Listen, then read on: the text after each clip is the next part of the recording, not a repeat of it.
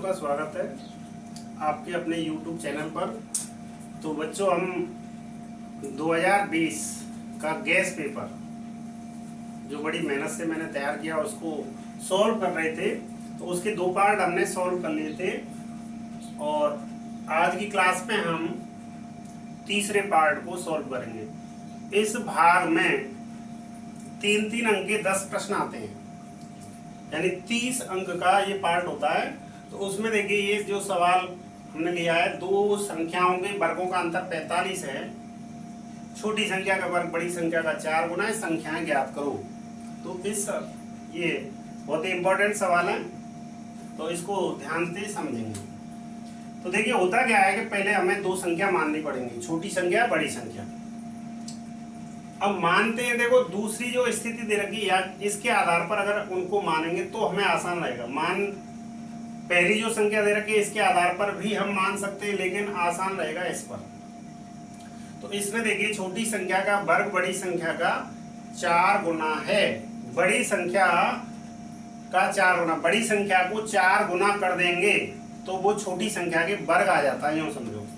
तो यहाँ पर छोटी संख्या का वर्ग बड़ी संख्या पर डिपेंड है, तो पहले बड़ी संख्या मान लेते हैं। माना बड़ी संख्या x है। इस सवाल को करते हैं शुरुआत, मान लेते हैं बड़ी संख्या x है। अब यहाँ पे लिखते हैं छोटी संख्या का वर्ग 4x है। ये क्यों लिखा है? क्योंकि स्पष्ट दिया है छोटी संख्या का वर्ग। छोटी संख्या का वर्ग किसके बराबर? बड़ी संख्या का 4 गुना। बड़ी संख्या x है, उसका 4 गुना होगा 4x।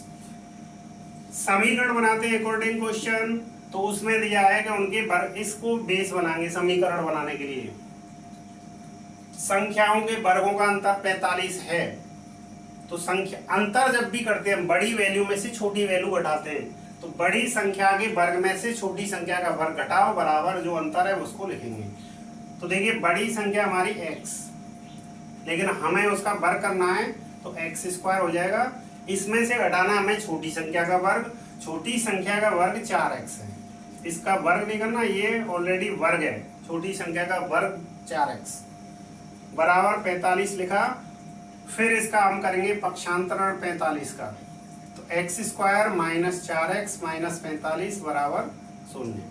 अब इसको हल कर लेते हैं। हल करने के द्विघात समीकरणों के कई तरीके हैं। गुणनखंड विधि, पूर्ण वर्ग बनाकर, और श्री धराचार्य सूत्र से। यहाँ पर इसको गुणनखंड विधि से हल करते हैं। तो देखिए, फैक्टर इसके सोचिए, गुणा करने पर 45 आना चाहिए, यहाँ पे 45 है संख्या, और ये माइनस का चिन्ह है, तो इसके अनुसार घटाने पर हमें 4x बचना चाहिए। ऐसी दो संख्या विचारिए जिनका गुणा 45 आए और उनको परस्पर घटाएं तो माइनस की 4 बचे। तो वो संख्याएं सोचते तो आसानी से मिल जाती हैं हमें। 9 और 5, 9 पंजे 45, 9 में से 5 घटाएंगे 4। तो देखिए, x² माइनस का 9x लिखेंगे, प्लस का 5x लिखेंगे। बड़ी वाली संख्या माइनस की रखनी है ताकि माइनस की 4x बच जाए। माइनस 45 बराबर 0। अब देखिए, दो पदों के जोड़े बना के कॉमन लेते हैं। x कॉमन लिया, x माइनस 9, और यहाँ से 5 कॉमन लेंगे। 5x में से x रह जाएगा, परिणाम 45। तो x प्लस 5 और x माइनस 9 बराबर 0। तो x प्लस 5 बराबर 0, तो x की वैल्यू यहाँ से निकल के आएगी -5। x माइनस 9 बराबर 0, तो x बराबर आएगा प्लस को 9। तो इसको कैंसिल कर दीजिए, माइनस की वैल्यू। तो यहाँ पर देखिए, हमें क्या मिल गया? बड़ी संख्या x मानी थी, तो बड़ी संख्या हमें मिली 9। बड़ी संख्या 9। छोटी संख्या का पहले निकालेंगे वर्ग। वर्ग बराबर किसके है? 9 चौका 36, इसके 4 गुने के बराबर।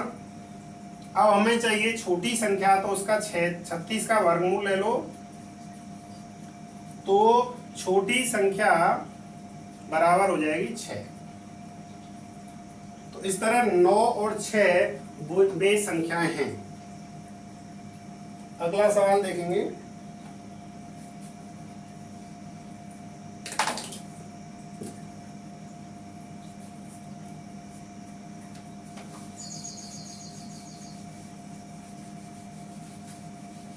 सभी बच्चे यदि एक बार में समझ नहीं आता है तो बार बार वीडियो को बीच में पॉज करके उसको देखें, और फिर भी यदि कोई समझने में दिक्कत रह जाती है तो उसको कमेंट करके बताएं, ताकि अगली क्लास में हम उसको सॉल्व कर सकें।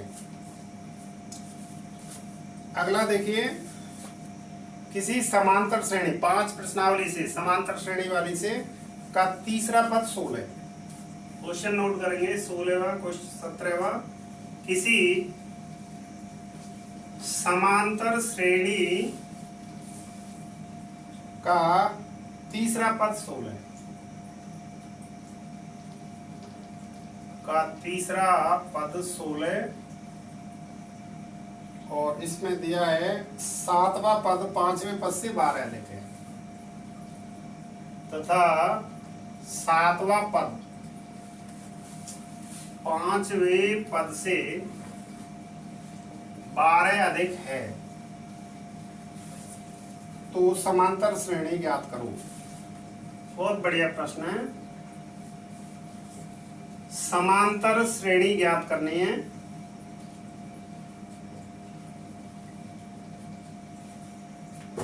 तो देखिए, समांतर श्रेणी ज्ञात करने के लिए हमें ए चाहिए। ए का मतलब होता है पहला पद, और एक चाहिए डी यानी सारवंतर। ए में अगर डी जोड़ देंगे द्वितीय पद आ जाएगा, फिर डी जोड़ देंगे तृतीय पद आ जाएगा।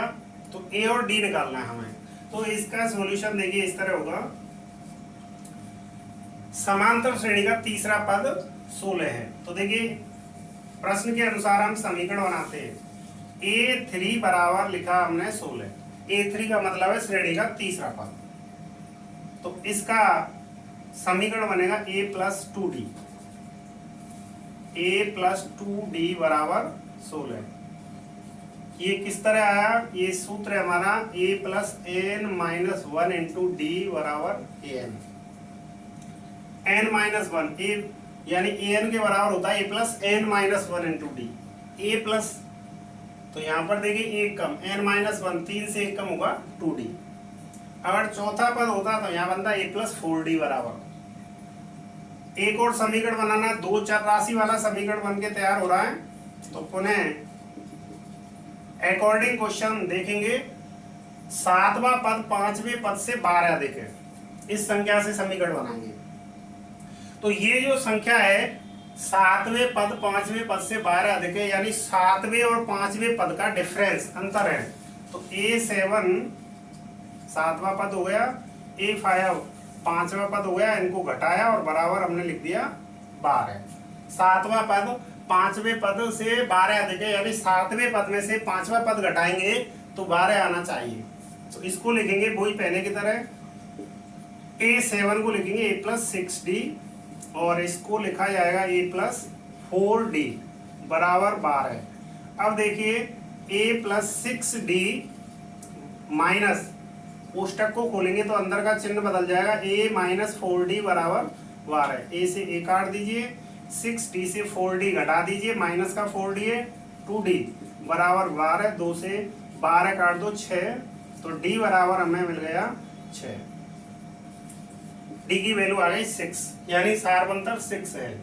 अब A का मान और चाहिए, तो D बराबर 6 समीकरण 1 में रखने पर A निकालने के लिए, तो देखिए आ जाइए पहले समीकरण पर। A plus 6D, A plus 2D है ये, तो A प्लस 2 इंटू 6 बराबर 16।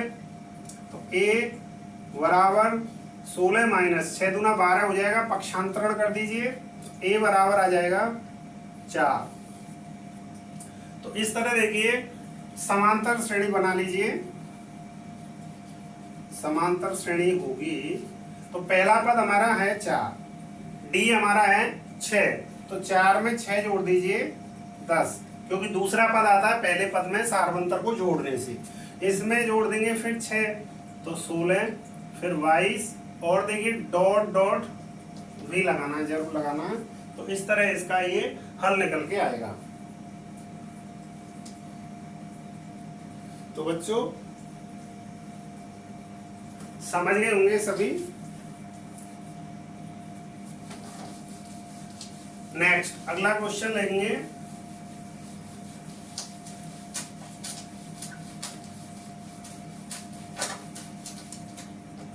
अगले प्रश्न में क्वेश्चन नंबर 18 त्रिकोणमिति से है। किसी समतल जमीन पर खड़ी मीनार की छाया, किसी समतल जमीन पर खड़ी मीनार की छाया, किसी समतल जमीन पर खड़ी मीनार की छाया उस स्थिति में 40 मीटर, उस स्थिति में 40 मीटर अधिक लंबी हो जाती है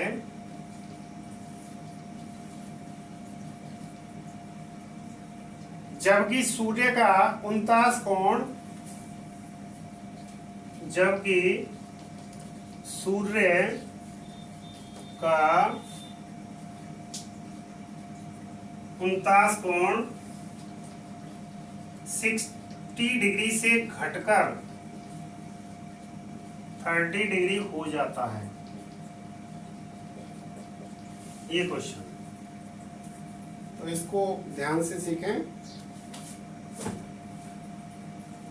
समतल जमीन पर खड़ी मीनार की छाया, तो देखिए इसका पहले बनाएंगे चित्र। ये मान के चलते हैं मीनार खड़ी है हमारी, और इधर मान के चलिए सूर्य है, इसकी इधर आएगी परछाई, ये इसकी छाया, ये इसकी है छाया, और ये मीनार, खंबा, ये भी चीज, ये जो भी चीजें इनको दर्शाते हैं तो ऊर्ध्व रेखा खींचते हैं, और छाया हमेशा जमीन पर आती है। अब देखिए मीनार की छाया 40 मीटर अधिक लंबी हो जाती है जबकि सूर्य का कोण साइड से घटकर 30 हो जाता है। इसके हिसाब से चित्र बनाना है। तो फिलहाल मान के चलिए मीनार की छाया यहाँ तक है, और सूर्य का जो कोण है, पहले उन्नयन कोण बनता है नीचे, 49 कोण उन्नयन कोण को कहते हैं। तो इधर यहाँ पे हम लिखेंगे 60। अब ये जो कोण है घट जाता है, ये घटेगा कब? जब ये बेस इसका बढ़ जाएगा। इसको आगे बढ़ा देते हैं, 40 मीटर और लंबी हो जाती है। यहाँ से मान के चलिए यहाँ तक इसकी छाया बढ़ जाती है, और फिर ये इससे मिला दीजिए, तो ये जो कोण है अब हो जाता है 30। इस तरीका से इसका चित्र बनेगा। पहले ये मीनार है, इसकी छाया यहाँ तक है, और इस जगह 60 डिग्री कोण बनना है। आगे बाद में क्या होता है, 40 मीटर और आगे छाया बढ़ जाती है, और कोण साइड से घटकर 30 हो जाता है। तो इसमें पूछी जा रही है मीनार की ऊंचाई। तो ध्यान से देखेंगे, इसको हम x मान लेते हैं, BC को x मान लेते हैं। अब इसको हल करते हैं हम त्रिभुज ABC को लेकर। त्रिभुज ABC में tan थीटा लेंगे लंब बटे आधार। तो सभी बच्चे पढ़े हैं और जानते हैं कि लंब और आधार भुजा से संबंधित अगर सवाल है तो हम tan थीटा का सूत्र लगाएंगे। यदि हमें ये वाली भुजा दे रखी हो या निकालनी हो तो साइन का लगाएंगे। tan थीटा बराबर लंब बटे आधार, थीटा की जगह रखेंगे 60, tan 60, लंब है हमारा h, आधार x। tan 60 का मान होता है √3 h बटे x, वज्र गुणा करेंगे तो h बराबर आएगा √3x। अब चलिए दूसरे वाले त्रिभुज को लीजिए। त्रिभुज बड़ा वाला है ABD। त्रिभुज ABD में tan 30 डिग्री लंब बटे आधार, h बटे आधार है इसका x प्लस 40, आधार हो जाएगा x, तो यहाँ तक है, और 40 और है x प्लस 40। tan 30 का मान होता है 1 बटे √3, इधर लिखेंगे h बटे x प्लस 40, वज्रोड़ा कर देते हैं इसका, √3h बराबर x प्लस 40। अब देखिए समीकरण 1 से इसमें मान रखिए, समीकरण 1 से h बराबर मान है √3x, तो यहाँ h की जगह पर √3x रख दो। इधर x प्लस 40, √3 गुणा √3 करेंगे तो 3x आएगा, इधर से x का पक्षांतरण करेंगे -x हो जाएगा 40, बराबर में होगा 3x से 1x घटाइए 2x बराबर 40, 2 से 40 20 हुआ, x का मान 20 आया। लेकिन इसमें x नहीं पूछ रहा है, इसमें पूछ रहा है मीनार की ऊंचाई ज्ञात करो। तो मीनार की ऊंचाई ज्ञात करो, समतल जमीन पर खड़ी मीनार की छाया, तो इसमें लिखा नहीं है मीनार की ऊंचाई ज्ञात करो। तो देखिए समीकरण 1 में x की वैल्यू रख दीजिए, x बराबर 20 रख देते हैं तो मीनार की ऊंचाई आ जाएगी। x बराबर 20 समीकरण 1 में रखने पर, तो देखिए h बराबर आ जाएगा √3 इंटू 20, तो यानी 20 √3, इसको इतना ही छोड़ दो। और यदि और कैलकुलेशन करनी है तो और कर सकते हो, 20 इंटू √3 का मान होता है 1.732, तो इसका डबल 2 से गुणा करेंगे 34 64, 0 पॉइंट लगा देंगे 3 स्थान छोड़कर 34.64 मीटर इसका आंसर आ जाएगा। तो देख लीजिए सभी बच्चे। नेक्स्ट अगला प्रश्न करेंगे।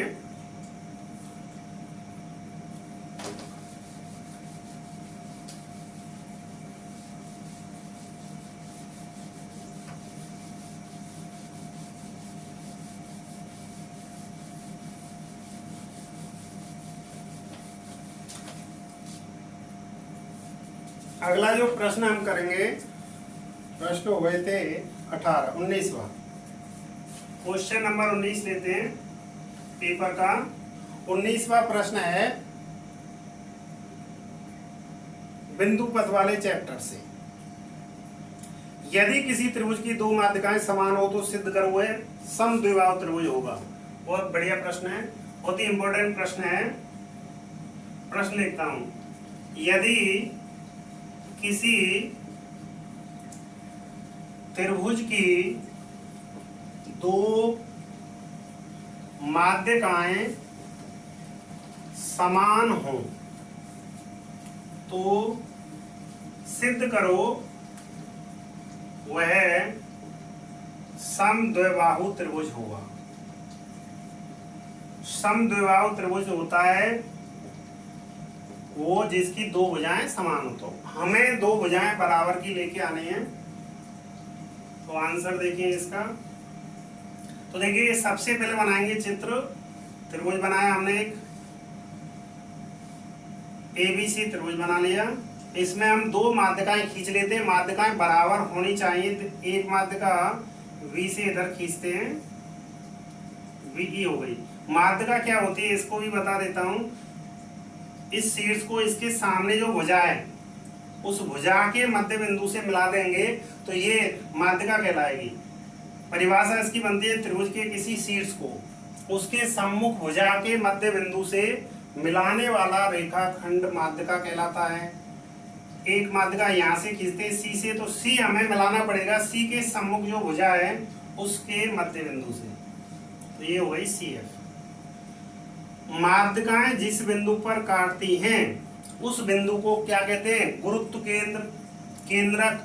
तो यहाँ से एक छोटा प्रश्न भी सुन लीजिए, 1 नंबर में जो पूछा जाता है कि माध्यिकाओं का जो संगमन बिंदु होता है, जहां माध्यिकाएं प्रतिच्छेद करती हैं, उस बिंदु को क्या कहते हैं? गुरुत्व केंद्र। और दूसरे उसको केंद्रक भी कहा जाता है। तो इस तरह हमने ये चित्र बनाया, इसमें दो माध्यिकाएं खींची, दो माध्यिका बराबर हैं और इसको सिद्ध करके लाना है समद्विबाहु त्रिभुज। तो कोई भी सवाल जो हम प्रूव करते हैं, सिद्ध करते हैं, उसके 4 स्टेप होती हैं। पहला भाग दिया है, तो दिया है में लिखेंगे, दिया है त्रिभुज ABC, इसमें माध्यिका BE व CF समान है। सिद्ध करना है दूसरा भाग आता है सिद्ध करना है। इसमें वो चीज लिखी जाती है जो हमें सिद्ध करनी है। हमें सिद्ध करना है त्रिभुज ABC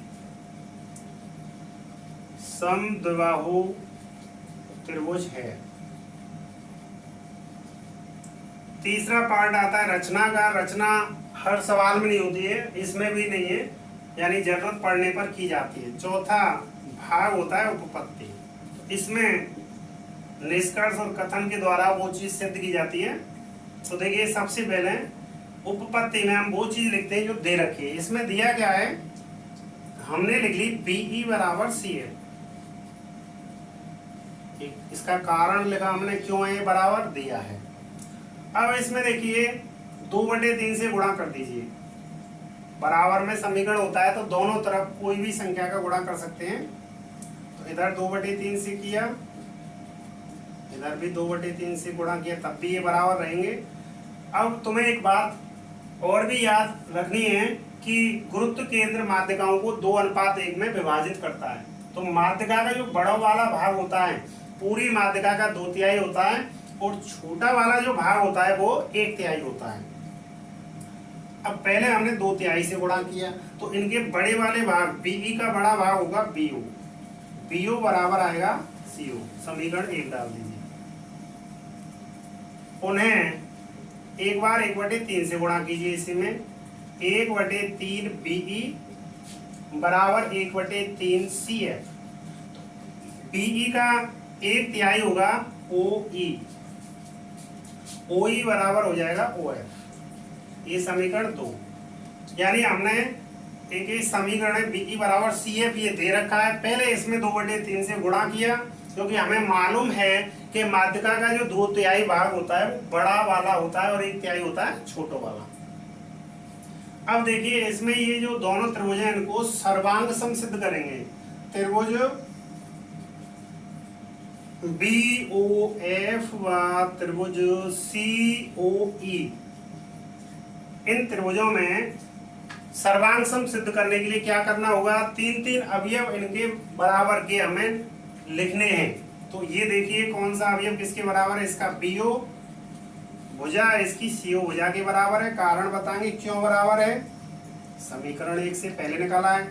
इसके बाद में देखिए ये इसके बराबर हो गया। OF बराबर है OE बराबर, इधर से लिखें तो OF बराबर OE। इसका रीजन बताएंगे समीकरण 2 से।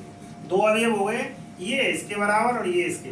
अब देखिए ये कोण और ये कोण भी बराबर हैं। सोचिए क्यों, जब 2 रेखा आपस में काटती है तो आमने सामने जो कोण बनते हैं उनको कहा जाता है शीर्षाभिमुख कोण, और ये बराबर होते हैं। तो कोण BOF बराबर लिखेंगे कोण COE। कारण बताएंगे क्योंकि शीर्षाभिमुख कोण है, शीर्षाभिमुख कोण है। अब देखिए 3 अवयव हो गए, 2 भुजा ली गई है इसकी और बीच का कोण, इधर भी 2 भुजा और बीच का कोण। तो याद कीजिए सर्वांग समता का नियम, जिसमें एक त्रिभुज की 2 भुजाएं और उनके बीच का कोण यदि दूसरे त्रिभुज की 2 भुजाओं और बीच के कोण के बराबर होता है तो नियम होता है SAS। तो यहां लिखा जाएगा SAS सर्वांग समता नियम से त्रिभुज BOF, ये सर्वांग सम का चिन्ह इस तरह लगाया जाता है, बराबर COE। BOF सर्वांग सम COE। अब नियम होता है कि जो त्रिभुज सर्वांग सम होते हैं, सर्वांग सम त्रिभुजों के संगत अवयव बराबर होते हैं। तो देखिए BF बराबर हमने लिखा, BF में देखो पहला और तीसरा शीर्ष ले रहे हैं, तो इसमें से CE, BF बराबर CE। अब इसमें देखिए दोनों तरफ 2 से गुणा कर देते हैं, या लगाकर 2BF बराबर 2CE।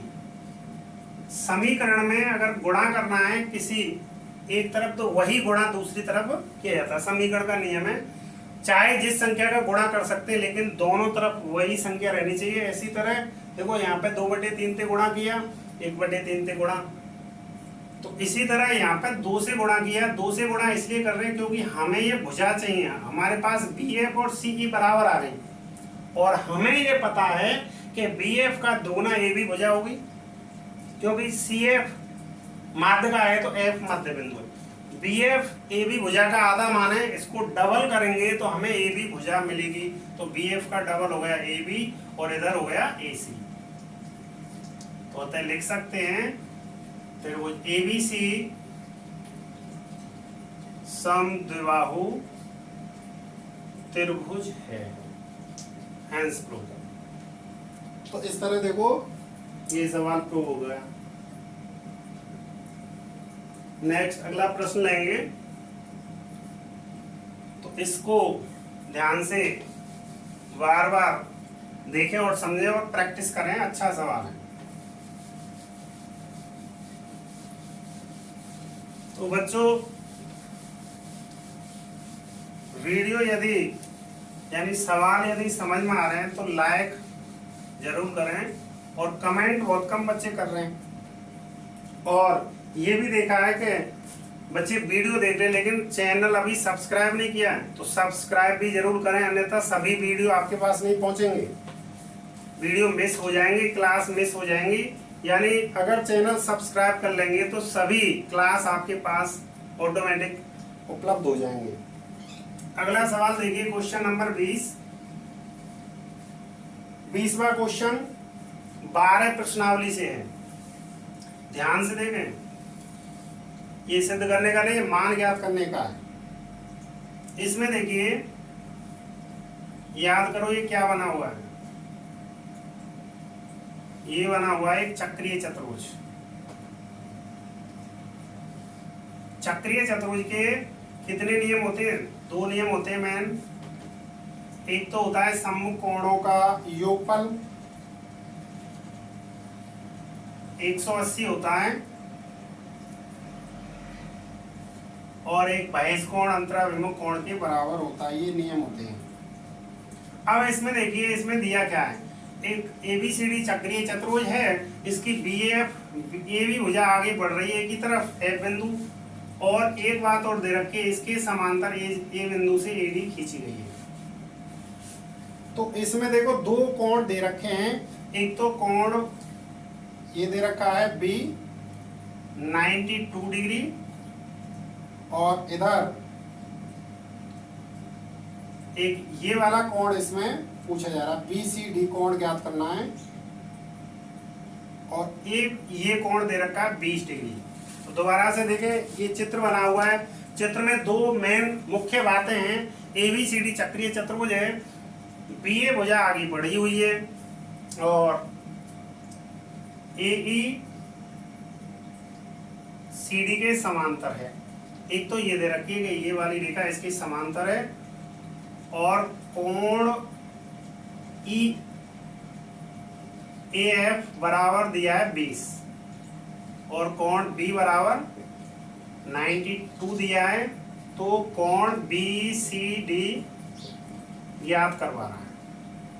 3 अंक का प्रश्न है, सिद्ध नहीं करना है, मान ज्ञात करना है। सरल है बिल्कुल, ध्यान से देखोगे तो देखिए हमसे ये कोण पूछा जा रहा है, ये वाला। तो सबसे पहले ये देखते हैं कि जो संख्या दे रखी है उनसे कौन सी संख्या हम निकाल सकें। तो सबसे पहले देखो ये संख्या दे रखी है भिन्न में, तो जाके सामने वाला कोण निकाल सकते हैं। कौन सा नियम लगा के? चक्रीय चतुर्भुज के सम्मुख कोणों का योगफल 180 डिग्री होता है। लिख देते हैं, नियम को लिखना जरूरी नहीं है। उसका कारण तुम यूं लिख सकते हो, क्योंकि ABCD एक चक्रीय चतुर्भुज है। ABCD क्या है? चक्रीय चतुर्भुज है। तो B + D बराबर लिखा जाएगा 180। क्यों लिखा जाएगा? क्योंकि नियम है चक्रीय चतुर्भुज के सम्मुख कोणों का योगफल 180 होता है। अब देखो इसमें से B + D बराबर 180 लिखा, B की जगह हमने लिखा 92। डी निकालते हैं, कोण डी, तो 180 माइनस 92, तो कोण डी निकल के आएगा 8 और 17 में से 9 घटाओ 8, 88 डिग्री कोण डी निकल के आ गया। अब देखिए ये 88 डिग्री का आ गया, तो इससे इसको निकाल सकते हैं।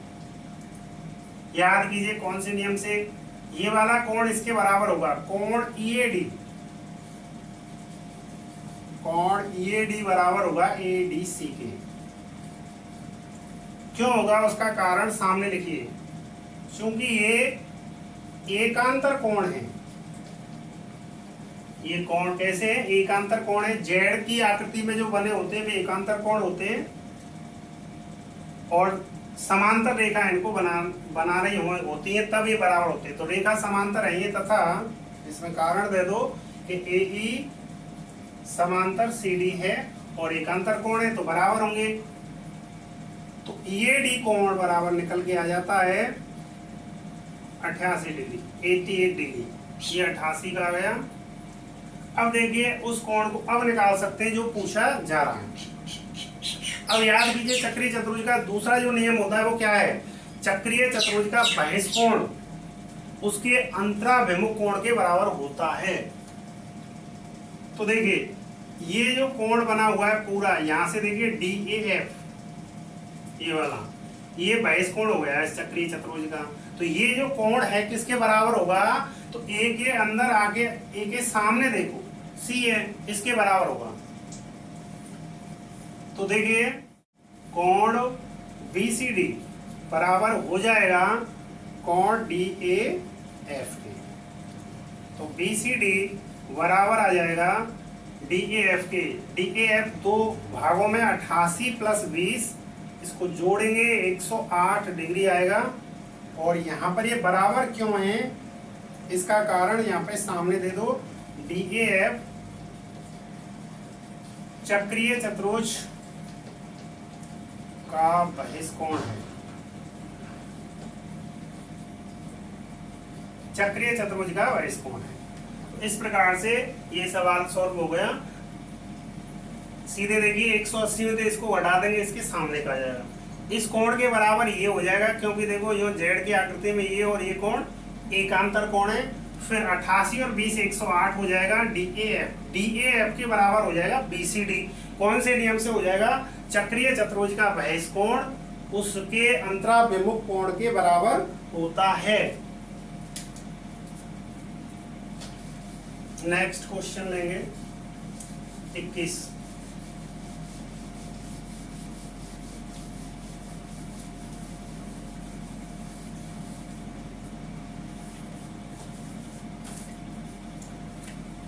अगला है 21वां क्वेश्चन, नोट करेंगे सभी।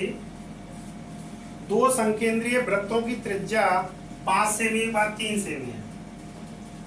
याद कीजिए कौन सी प्रश्नावली का है। दो संकेंद्रीय वृत्तों की त्रिज्याएं 5 सेमी व 3 सेमी हैं। बड़े वृत्त की उस जीवा की लंबाई ज्ञात करो जो छोटे वृत्त को स्पर्श करती है। बड़े वृत्त की उस जीवा की लंबाई ज्ञात करो जो छोटे वृत्त को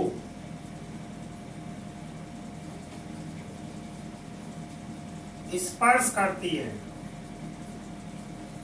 तो इसका सॉल्यूशन देखें। संकेंद्रीय वृत्त बनाते हैं दो। संकेंद्रीय वृत्त वे होते हैं जिनका केंद्र एक ही हो, त्रिज्या अलग अलग हो। तो देखिए एक वृत्त हमने ये बना लिया, एक इसके ऊपर बना लेते हैं। बड़े वाले वृत्त की त्रिज्या 5 सेमी, छोटे वाले की 3 सेमी। R1 5 है, R2 3।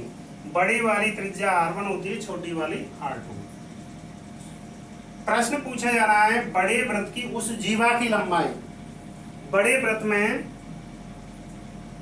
एक जीवा खींचते हैं, लेकिन उसकी शर्त है वो छोटे वृत्त को स्पर्श करती है।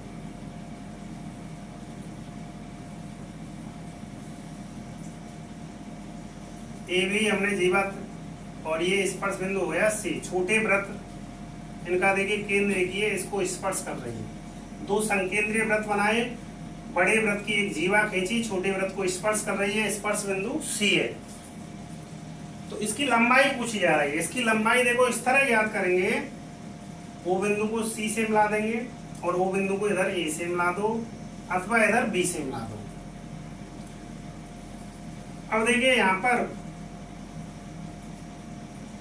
ये यहाँ पे लंबवत होगी, ओ सी ए बी पे लंबवत होगी। कौन से नियम से होगी? स्पर्श रेखा के स्पर्श बिंदु से खींची गई त्रिज्या स्पर्श रेखा पर लंब होती है। चूंकि कारण देंगे ओ सी स्पर्श रेखा ए बी के स्पर्श बिंदु से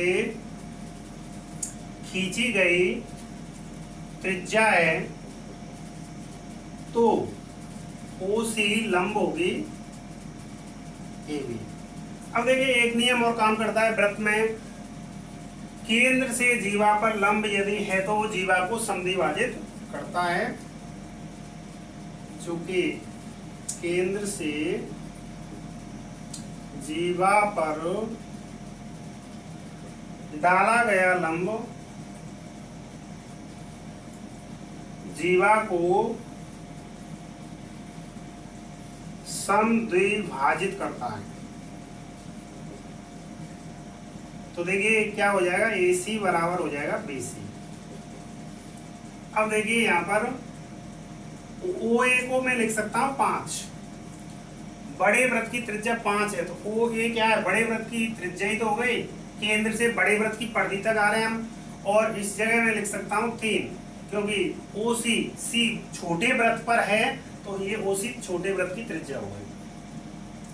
इसमें पाइथागोरस प्रमेय लगाकर इस भुजा को निकालेंगे, तो इसके वर्ग में से इसका वर्ग घटाएंगे, यानी आधार स्क्वायर बराबर होता है कर्ण स्क्वायर माइनस लंब स्क्वायर। समकोण त्रिभुज OCA में पाइथागोरस प्रमेय से या बौद्धायन प्रमेय से लिख सकते हो, AC स्क्वायर बराबर होगा OA square minus OC square. OA इसमें है देखिए 5, तो 5 का वर्ग और OC की वैल्यू है 3 का वर्ग। 5 का वर्ग 25, 3 का हो गया 9। AC स्क्वायर की वैल्यू आती है 16, तो AC बराबर वर्गमूल लेकर हो जाएगा 4 सेमी। AC का मान 4 सेमी आ गया। समीकरण 1 से AC बराबर BC है, तो BC यानी ये दोनों कितने की हो गई? 4 सेमी। तो AB जीवा कितने की हो जाएगी? 4 + 4 8 सेमी। ये 4 सेमी 4 की ये होगी, और पूछी जा रही है जीवा AB की लंबाई 8 सेमी।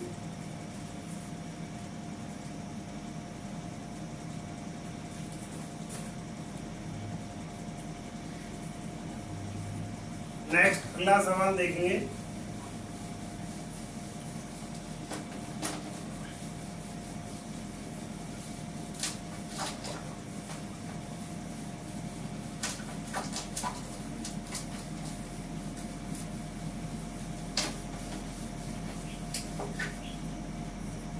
क्वेश्चन नंबर 22 नंबर का जो क्वेश्चन है वो रचना से संबंधित है। उसके लिए आपको प्रकार और यानी ज्योमेट्री बॉक्स की जो सामग्री है वो सभी चाहिए, उसको समझाने की कोशिश करता हूँ। इसमें दिया है प्रश्न के त्रिभुज ABC की रचना करो जिसकी भुजा BC 4 सेमी तथा लिख देता हूँ त्रिभुज ABC की रचना करो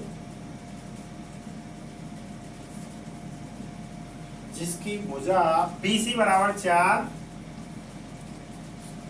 जिसकी भुजा BC बराबर 4 सेमी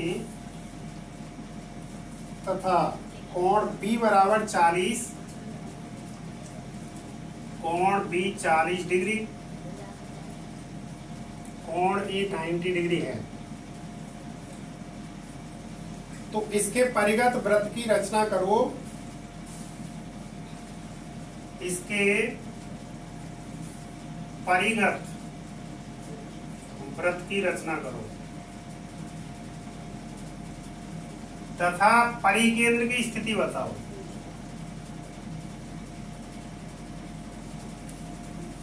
परिकेंद्र की स्थिति बतानी है, परिकेंद्र कहाँ स्थित होगा। परिकेंद्र की देखिए 3 स्थितियां होती हैं।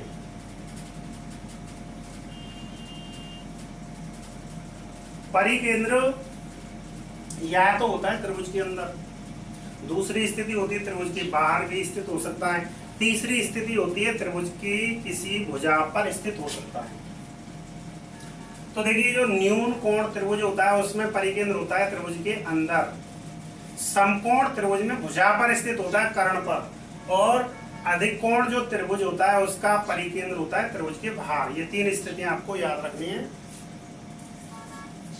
तो इसमें देखिए क्या करेंगे, पहले कच्चा चित्र बना लीजिए। कच्चे चित्र में ये अंकित कर लीजिए कि कौन सी वैल्यू दे रखी है, बाकी आधार पे चित्र बना। BC भुजा दे रखी है 4 सेमी की, तो BC 4 की दे रखी है। इसमें दिया कोण A, कोण A 90 डिग्री दिया है और कोण B 40 दिया है। पहले इस त्रिभुज को बनाएंगे, उसके बाद में इसके परिगत वृत्त की रचना। तो जो देखिए पिछली बार जो सवाल आया था वो अंतर्गत वृत्त का बनाने का आया था, तो इस वर्ष जो है ना परिगत वृत्त का सवाल आएगा। और इस सवाल को देखिए, सबसे पहले तो ये देखिएगा ये इन संख्याओं से त्रिभुज बन सकता है या नहीं। किसी भी त्रिभुज को बनाने के लिए हमें 3 अवयव चाहिए। अब देखो यहाँ पे 3 अवयव तो दे रखे हैं, कोण A, कोण B, 2 कोण दे रखे हैं, एक भुजा दे रखी है, लेकिन ये वाला जो अवयव है ये हमारे किसी काम का नहीं है। यानी जब हम त्रिभुज की रचना करेंगे तो ये अवयव काम नहीं आएगा। क्यों नहीं आएगा, कारण समझें। पहले BC भुजा खींच सकते हैं, 4 की दे रखी है। कोण B को भी बना सकते हैं क्योंकि BC भुजा पे B बिंदु आ जाएगा, लेकिन A बिंदु आएगा नहीं क्योंकि ना तो AB भुजा दे रखी ना AC भुजा दे रखी। ये A बिंदु ही जब स्थित नहीं होगा तो कोण कहाँ बनाएंगे, यानी कोण A को नहीं बना सकते, क्योंकि ये इसको तब बना सकते थे जब AB भुजा या AC में से कोई भुजा दे रखी होगी। तो हमें क्या करना पड़ेगा, पहले कोण C निकालना पड़ेगा। तो त्रिभुज के तीनों कोणों का योग होता है 180। 180 में से 90 + 40 घटा दो, क्योंकि त्रिभुज के तीनों कोणों का योग होता है 180। 90 और 40 जोड़ के घटा दीजिए, 130 घटा दो, 50 डिग्री आ जाएगा। तो अब देखिए इसकी रचना बनाना सीखें। सबसे पहले स्केल लेनी है तुम्हें। स्केल लेकर एक 4 सेमी का क्या खींच लेना है, रेखाखंड, और उस पर BC अंकित कर लेना। तो सभी इस काम को कर लेंगे। BC भुजा 4 सेमी के आराम से खींच सकते हैं। कोण B पर हमें बना, B पे कोण दे रखा है 40, तो 40 का कोण बनाना है, और C बिंदु पे हमें कोण बनाना है 50 का। 50 का हमने पहले दे नहीं रखा था, हमने निकाला है। इन्हीं कोणों को हम बना सकते हैं, क्यों A बिंदु की तो हमें मालूम ही नहीं है कि A बिंदु है कहाँ। तो देखिए B बिंदु पर हमें बनाना है 40 का कोण, तो 40 का जो कोण है वो चांदे से बनेगा, और जो कोण, कुछ कोण प्रकार से बनते हैं, प्रकार से बेई कोण बन सकते हैं जिनमें 15 से पूरा भाग चला जाता है, जैसे 75 का बना सकते हैं, 60 का बना सकते हैं, 90 का बना सकते हैं। देखिए यहाँ पर चांदा रखना है आपको। अब चांदे से कोण बनाने का नियम और समझ लें। इस पे चांदो रखेंगे तो इधर से गिनती करके आएगी। चांदे में जो 10, 20, 30, 40, लगभग यहाँ पे हमें 40 देखने को मिल जाएगा। 40 एक तुम्हें इधर भी देखने को मिलेगा, लेकिन इधर वाले 40 को नहीं लेना है, क्योंकि नियम होता है अगर तुम ये जो हाथ है हमारा, इस हाथ की तरफ बना रहे कोण, तो इस हाथ की तरफ से गिनती करके लाओ। फिर यदि इधर हम कोण बना रहे हैं तो गिनती इधर से होके आएगी। तो हम देखिए B पे बना रहे तो उधर से गिनती होके आएगी, 10, 20, 30, 40 इस पे बिंदु लगा के एक किरण खींच देंगे, 40 का कोण बन गया। इसके बाद क्या करना है, सी पे कोण बनाना हमें 50 का, तो यहाँ चांदो रख लेंगे और इधर से गिनती करना 10, 20, 30, 40, 50, 50 यहाँ आएगा लगभग। और इस जगह हम लिख देंगे बिंदु ए। अगर ये कोण हम सही बना के चलते तो यहाँ 90 का स्वतः ही बन जाता है। ये बन गया त्रिभुज। अब हमें बनाना है इसके परिगत वृत्त। परिगत वृत्त कैसे बनाया जाता है, उसके लिए चाहिए हमें परिकेंद्र। अब परिकेंद्र क्या होता है ये भी आपको याद रखना है। त्रिभुज की तीनों भुजाओं के लंब समद्वि भाजक जिस बिंदु पर प्रतिच्छेद करते हैं वो होता है परिकेंद्र, उसको कहते हैं परिकेंद्र। तो देखिए हमें त्रिभुज की दो भुजाओं के लंब समद्वि भाजक खींचने पड़ेंगे, तीन में से कम दो भुजाओं के। तो बीसी भुजा का लंब समद्वि भाजक खींच लेते हैं और एक इसका खींच लेते हैं। अब लंब समद्वि भाजक खींचने का जो काम करना है आपको प्रकार से करना है, और प्रकार से कैसे किया जाता है वो समझेंगे। प्रकार लेकर बी पे प्रकार की नोक रखनी है और प्रकार को थोड़ा सा खोल के बीसी के ऊपर की तरफ जो चाप खींचना और नीचे की तरफ चाप खींचना। फिर यही काम हमें चाप वही रहना चाहिए, सी से करना है, ऊपर चाप खींचना सी पे से और नीचे खींचना, और इसके बाद में इसको यूं मिला देना। तो ये इसका लंब समद्वि भाजक खींच जाएगा बीसी भुजा का। एक भुजा का और लंब समद्वि भाजक खींच लीजिए। अब देखिए इसका खींचता हूं मैं एबी का, एसी का भी खींच सकते हो। एबी का लंब समद्वि भाजक खींचने के लिए क्या काम करते हैं, बी पे प्रकार रखते हैं, बीए की आधी लंबाई से ज्यादा प्रकार को खोलेंगे, बीए के इधर चाप खींचेंगे और बीए के इधर चाप खींचेंगे, और उसके बाद में ए बिंदु से भी वही काम करेंगे, बीए के इधर की तरफ चाप खींचेंगे और बीए के इधर की तरफ, और उसके बाद में इनको यूं मिला देंगे।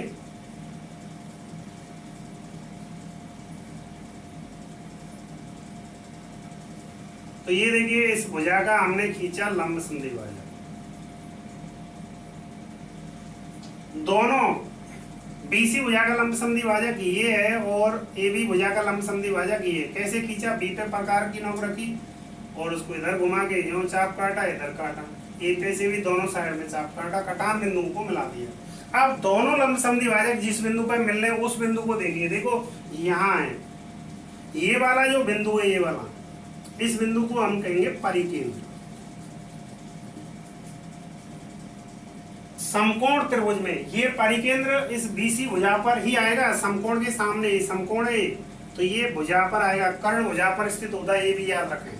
समकोण त्रिभुज में जो परिकेंद्र होता है कहाँ पर होता है, समकोण के सामने जो भुजा होती है कर्ण उस पर स्थित होता है। अब देखिए इसको परिगत वृत्त बनाने के लिए क्या करें, परिगत वृत्त बनाने के लिए इसको केंद्र मानना है। जहां पर ये दोनों लंब समद्वि भाजक काट रहे हैं उसको केंद्र माने, यानी इस जगह प्रकार की नोक रखें और ओ से ए तक प्रकार है खोलना है, और फिर उसके बाद में इसको त्रिज्या मानेंगे ओ ए को और वृत्त खींच देना जो। तो ये वृत्त जो है इसके परिगत वृत्त की रचना हो जाएगी।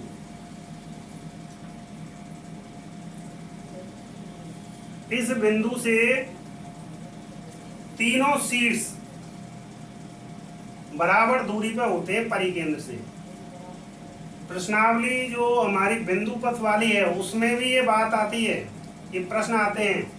एक नंबर में पूछा जा सकता है कि त्रिभुज के तीनों शीर्षों से समदूरस्थ बिंदु का बिंदु पथ क्या कहलाता है, तो आंसर ये शब्द रहेगा परिकेंद्र।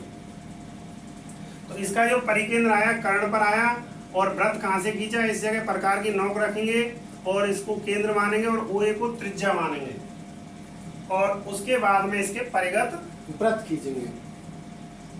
तो बच्चों आज की क्लास यहीं तक रखते हैं,